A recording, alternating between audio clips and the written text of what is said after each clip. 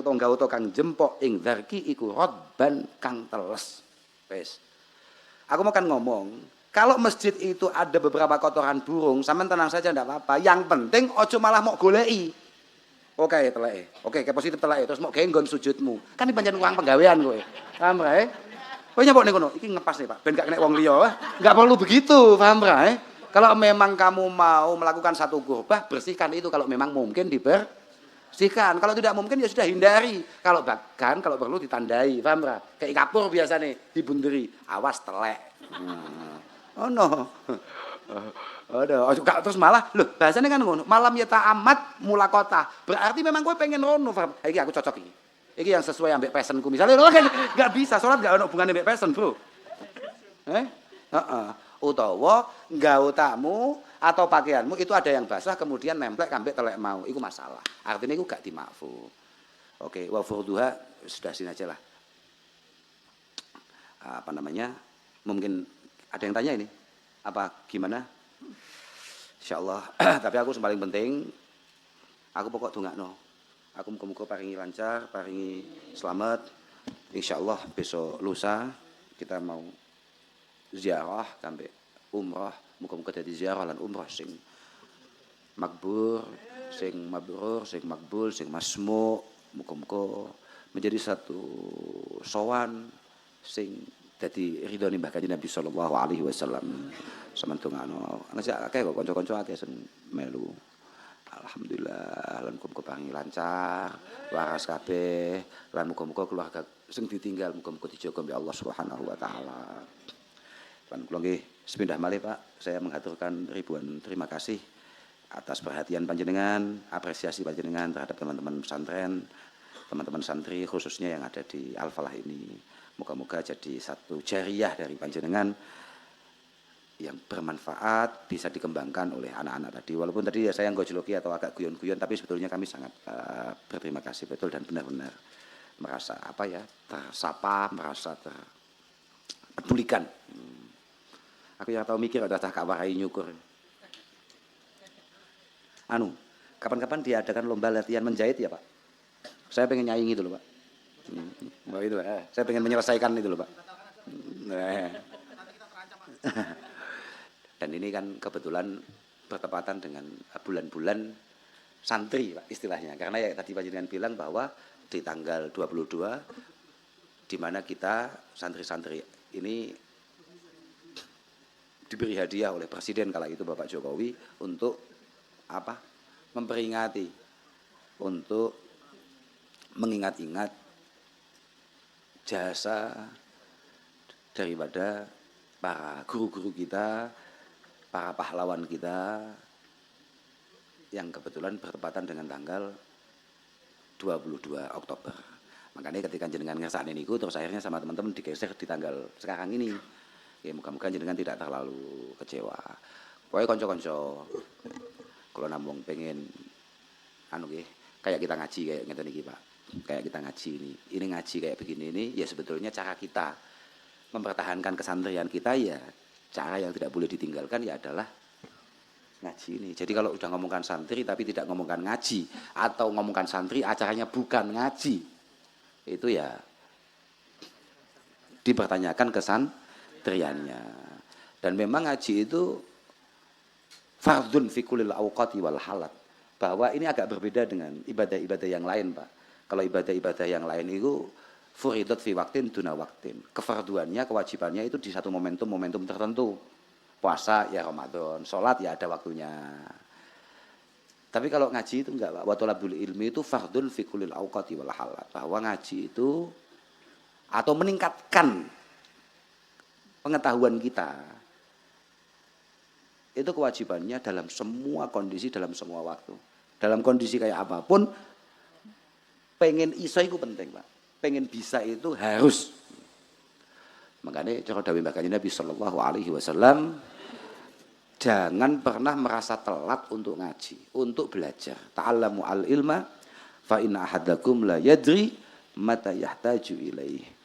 Sampeyan kabeh kuwi pokok sekali sadar nek awakmu iki kawula duwe pangeran, kamu ini hanya seorang hamba punya Tuhan dan Tuhan punya beberapa kewajiban, maka segera bergeraklah untuk mengerti bagaimana cara mengikuti aturan-aturan Tuhan. Makanya ta'alamu al-ilma fa inna ahadakum la yadri mata yahtaju ilaih. Ngaji ya wis to ngaji ya. Mungkin hari ini tidak relevan misalnya. Babnya kebetulan gak relevan utawa piye? Aku wis ngerti utawa apa ini? Saya kayaknya enggak. Misalnya ngomongin bab haji terus kemudian kamu belum punya cita-cita haji atau kamu belum gambar kapan haji. Itu kan kayak enggak relevan. Tapi tetap kudu belajar. Karena kamu gak akan pernah tahu kapan kamu akan butuh ilmu itu. Misalnya kamu gak pernah kemana-mana. Tahu-tahu diterangkan kayak kemarin bab safar, bab qashar, bab jam'is shalah. Kamu tetap harus belajar karena kamu gak ngerti. Tahu-tahu kamu diajak jalan-jalan sama temanmu, kemudian nang kono dijak qashar utawa dijak jamak sholat. Makanya ngono. Dan kayak tadi jenengan kan mengatakan bahwa di antara tugas santri adalah mengawal bangsa ini. Maka jalan satu-satunya santri memberikan sumbangsi untuk bangsa ini ya dengan ilmu. Syarat pertama mengawal bangsa ini ya dengan keilmuan. Kita mungkin sebagai santri tidak mampu melakukan apa yang panjenengan-panjenengan bisa lakukan. Tidak semua dari kita kemudian bisa menerbangkan pesawat, apalagi menata angin. Tidak semua dari kita kemudian punya kemampuan untuk menjadi para tokoh-tokoh sebagaimana tokoh-tokoh bangsa kita. Tapi santri harus tetap ada sebagai wujud apa yang selalu diingatkan, sebagai wujud pembuktian apa yang selalu diingatkan oleh para guru-guru kami, utamanya Allah yarham Simbah Yai Zainuddin. Santri ini penting tenan. Mergo Allah Subhanahu wa taala kadung dawuh falaula nafara min kulli firqatin minhum ta'ifatun liyatafaqahu fid din wa liyundiru qaumahum idza raja'u ilaihim. Bahwa sebagian dari kita sebagai anak bangsa wajib ada yang nyantri, ada yang mondok, ada yang ngaji. Untuk memastikan bahwa di tengah-tengah masyarakat harus selalu ada generasi yang tahu mana benar menurut Tuhan, mana salah menurut Tuhan. Dan itu tidak boleh selesai, Pak. Itu tidak boleh putus. Paham enggak? La yazalun nas bi khair ma baqiyal awal hatta yata'allam al-akhir. Ini kata Salman Al-Farisi. La yazalun nas bi khair. Kita masih punya harapan luar biasa untuk bangsa ini selama, mohon maaf, para tokoh-tokoh ulamanya masih ada dan kemudian yang muda-muda mau belajar, mau menimba keilmuan kepada para sesepuh. Fa idza halakal awal qabla yata'allamal akhir halakan nas. Ketika generasi ini habis, generasi sepuh-sepuh ini wafat. Tapi yang muda-muda belum sempat ngaji, belum sempat mencoba untuk meneruskan apa yang selama ini beliau-beliau perjuangkan, maka bangsa ini masa depannya pasti suram. Itu Quran. Artinya itu perintah Allah Subhanahu wa taala. Wal yungdziru qaumahum idza raja'u ilaihim. Makanya itu yang senada dengan itu adalah apa yang disampaikan oleh Al-Imam Abi Darda radhiyallahu taala anhu, sahabiyun jalil. Beliau ini masuk Islamnya agak akhir. Minal Ansar, beliau mengatakan mali ara ulama'akum yamutun wa juhalakum la yata'allamun. Bayangkan coba, generasi sahabat ba'da wafatnya Rasulullah sallallahu alaihi wasallam itu sudah mengingatkan.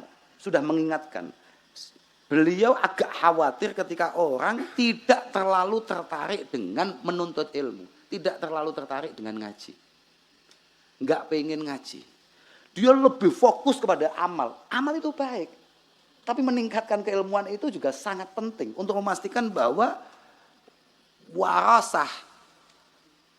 Turas ya, bukan wirasah. Wirasah atau turas. Warisan daripada Rasulullah Muhammad SAW itu terjaga. Makanya beliau kemudian mengatakan Lau annal alim talabal ilma lazdada ilma. Walau annal jahil talabal ilma lawujidal ilmu qa'imah. Lah ini Pak. Ini menjadi, saya tadi matur bahwa bahasa Arab itu memang sulitnya di situ. Jadi bahasa Arab itu apa namanya sulasi mujarrad. Nah, itu agak panjang Pak keterangannya. Nanti aja Pak, kalau jenengan sudah ngajari saya terbang, nanti saya ajarkan itu Pak.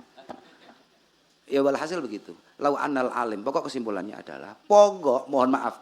Kan di sini banyak nih yang sudah santri, yang biasa ngaji.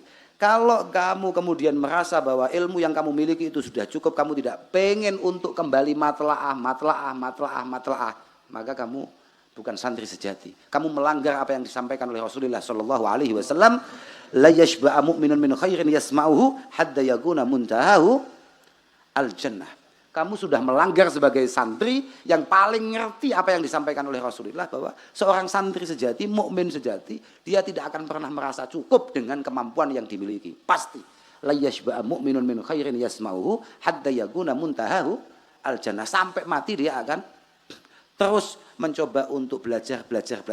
Sampai insyaallah ya Mbah Maimun Zubair ngalim ora? Munggomu ngalim ora? Sangat luar biasa kealiman beliau. Tapi kita bisa lihat di video-video betapa luar biasa beliau pengen terus matlaah. Bapak saya itu usianya 90 tahun lebih. Setiap hari acaranya matlaah. Padahal apa yang beliau matlaah adalah apa yang beliau sangat kuasai. Yang beliau lakukan mulai umur belasan. Bahkan mungkin belum ada 10 tahun sampai hari ini. Orang tua saya itu 90 tahun lebih Pak. Dan acaranya hanya baca. Moco kitab, orang moco TikTok kayak aku, gak. Memang ngono. Memang itu mukmin sejati begitu. Makanya ono unen tolabul ilmi minal mahdi ilal lahdi. Ngaji itu mulai dari taman kanak-kanak sampai tamannya malaikat mungkar nakir. Paham? Alias kubu. Wah, macam tempat dulane malaikat mungkar nakir, Bro, nang kono Bro. Paham ora? Lek cara bahasane Imam Ahmad bin Hambal, minal mihbarah ilal makbarah. Mulai songko saya tidak akan pernah melepas yang namanya tinta, artinya saya tidak akan pernah jauh-jauh dari ballpoint sampai teko mati, sampai teko kuburan, untuk mencatat, untuk meningkatkan keilmuan. Makanya Al-Imam Abu Darda kemudian menutup mali arakum shibaan fit ta'am, tapi jiaan fil ilmi. Saya lihat umat yang bahkan Nabi Muhammad Shallallahu Alaihi Wasallam semakin hari akan semakin mudah cari makan, tapi semakin tidak tertarik untuk kemudian cari ilmu. Golek mangan semangatnya Masya Allah, tapi nek kon ngaji aras-arasane yo Masya Allah. Nggih Pak. Gitu. Kira-kira begitu. Apalagi, tapi ya moga-moga. Kula niku Pak, mohon maaf ya, dengan banyaknya pemberitaan terkait pondok pesantren di akhir-akhir ini. Niku hakikatul amr, ya ada sedikit kekhawatiran. Bukan kekhawatiran dalam arti apa, tidak ada sedikit satu kekecewaan atau apa begitu. Tapi sebetulnya jauh di lubuk hati saya yang paling dalam, saya menganggap ini adalah sebuah momentum untuk pesantren benar-benar on the track. Pesantren benar-benar berbenah, pesantren benar-benar kemudian melakukan satu evaluasi, satu upgrade diri untuk lebih memantaskan menjadi tempat yang aman, nyaman dalam rangka ikut membangun bangsa. Ini penting nih Pak. Karena ngeten, kabeh mesti sadar bahwa mulai zaman suhufi Ibrahim alaihi salatu wasalam sudah dikatakan oleh Rasulullah Muhammad sallallahu alaihi wasallam, alal aqil ayyakuna basiran bizamani mukbilan ala sya'ni. Bahwa orang mukmin yang cerdas adalah orang yang benar-benar peka zaman dan ngerti ke depan dia akan melakukan apa. Artinya, kalau kata bapak saya, orang beruntung itu enggak ada. Yang ada adalah orang yang punya persiapan kemudian mendapatkan apa yang disebut dengan namanya keberuntungan. Misalnya gini loh, ana wong mau apal Quran, enek apa? turu ngantuk-ngantuk, turu tangi-tangi moro-moro apal Quran, enek. Yang ada adalah orang yang mati-matian berusaha, kemudian dia beruntung mendapatkan hidayah, taufik, inayah, apal. Oh no. Mati-matian berusaha, kemudian dia mendapatkan satu pertolongan Tuhan, keberkahan, rahmatnya, tahu-tahu dia menjadi orang sukses. Kan begitu. Makanya Imam Daril Hijrah, bukan Daril Hijrah, ahadu imamil fuqaha is-sab'ah. Sebutannya begitu. Sayyidut tabi'in. Ada sebutannya begitu. Al-Imam Sa'id Ibn al-Musayyib mengatakan bahwa orang hebat itu adalah orang yang mati-matian kerja keras. Kayak panjenengan, misalnya ngantor jam berapa jenengan? Jam 8. Oke, jenengan mempersiapkan itu mulai jam 6 kan? Jam 6 setengah 7 sudah siap untuk berangkat kan? Jenengan mati-matian persiapkan itu, kerja semaksimal mungkin, semua yang panjenengan miliki, panjenengan pahami, panjenengan ngerti, panjenengan curahkan untuk Airnaf misalnya begitu, untuk usaha ini, untuk perusahaan ini, untuk instansi ini. Dan kemudian Anda mendapatkan balasan gaji di sana. Tapi panjenengan tidak pernah merasa bahwa yang gaji adalah bosnya Airnaf. Ini semuanya adalah rezeki Allah Subhanahu wa taala. Jenengan mati-matian berusaha, hatinya mati-matian tawakal. Paham enggak? Paham enggak? Kamu paham maksud saya enggak? Subuh peteng dedet budal nyangking iku lho apa Pak? Obrok. Sampeyan ngerti obrok Pak? Ngunggah nih obrok diadai lombok, brambang, bawang, subuh peteng dedet iki. Budal neng pasar, ini kan mati-matian usaha itu namanya. Tapi ketika laku, ketika dia pulang membawa sesuatu, dia merasa bahwa pemberi ini bukan usahanya. Pemberi ini tetap Allah Subhanahu wa iku. Wong-wong model ngene iki, wong-wong sing diarani bakale entuk rezeki sing barokah. Usahanya mati-matian, tapi hatinya mati-matian nyantol neng Allah Subhanahu wa taala. Paham berapa? Sampeyan paham maksudku nggih? Usahanya tetap. Makanya Sayyidina Umar mengatakan, ojo dadi wong Islam sing goblok senggarai wong ngarani wong Islam iki gak menarik, paham ra? Di antara wong Islam sing goblok adalah wong sing pengine lungguh ning pojokan masjid terus ndonga, Allahumma rzuqni ya Allah. Urzuqni ya Allah. Gak nyambut gawe, gak piye, gak tandang, gak keringetan terus moro-moro arto ya Allah. Arto ya Allah. Jangan kan maha mengetahui ya Allah. Rekening kula kan mboten sehat ya Allah. Iku malaikate gemes. Semua adab ndonga itu mesti mengarahkan kita untuk atau menuntun kita untuk memperbanyak rayu-rayuan kita dengan Allah, kemudian baru permintaan kita. Paham gak maksud gue? Wes hamdalah salat. Artinya salat kanjeng Nabi Muhammad sallallahu alaihi wasallam maksudku, paham gak? Lah setelah itu baru kita ngomongkan apa yang kita pendek-pendek, ya pendek cokap. Allahumma sholli wa sallim wa barik ala semua itu. Wow, atau ya Allah wa sallallahu ala sayyidina Muhammad, ya bagus itu. Itu bagus itu. Pengiran